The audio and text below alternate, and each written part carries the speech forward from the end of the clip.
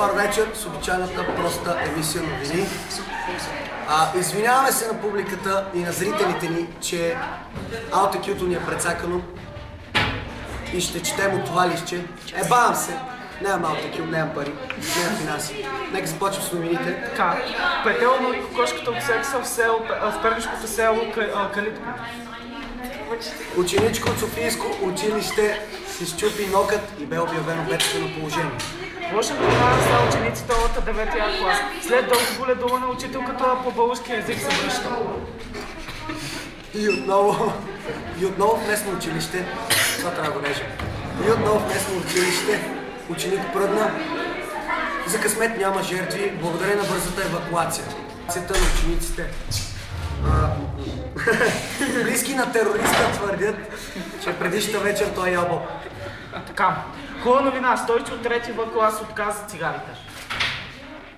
И накрая, статистика.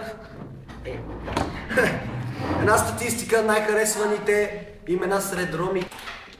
Версаче, Одибос, Айшех и Дочи и Габан. Завърти кола. Така, близнак самоубиец уби брат си по погрешка. И една фатална и разстройваща новина за феновете на Star Wars. Дарт Вейдър умря от астма. Сега следва времето с нашия колега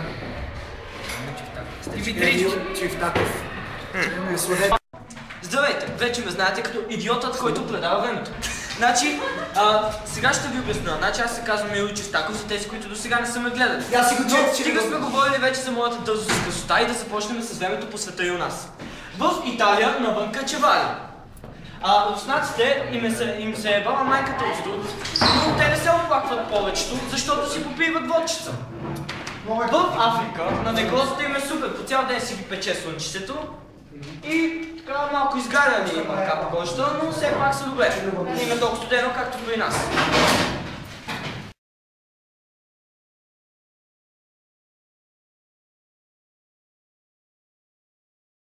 Май се реже.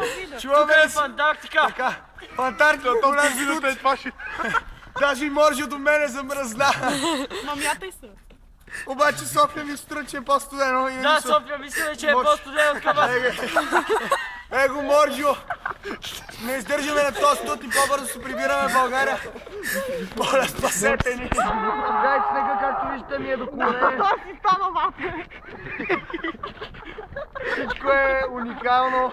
Има и бели мечки. Еги е там. Еги е ваша белата мечка. Запознах се с нея в една хрупа. Не, чакай. Ще се видим следващия път. И една раста мина. Тук има и комуни, секти има. Как издържат на този студ? Къде ми е снега? Следва спортната емисия с теб, Чукеневче.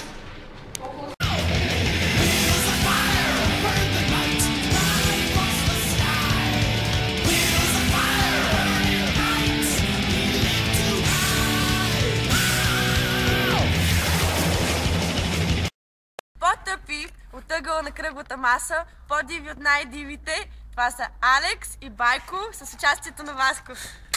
И Стеф. Който го няма. Морче! Гледайте ни! Всяка сряда!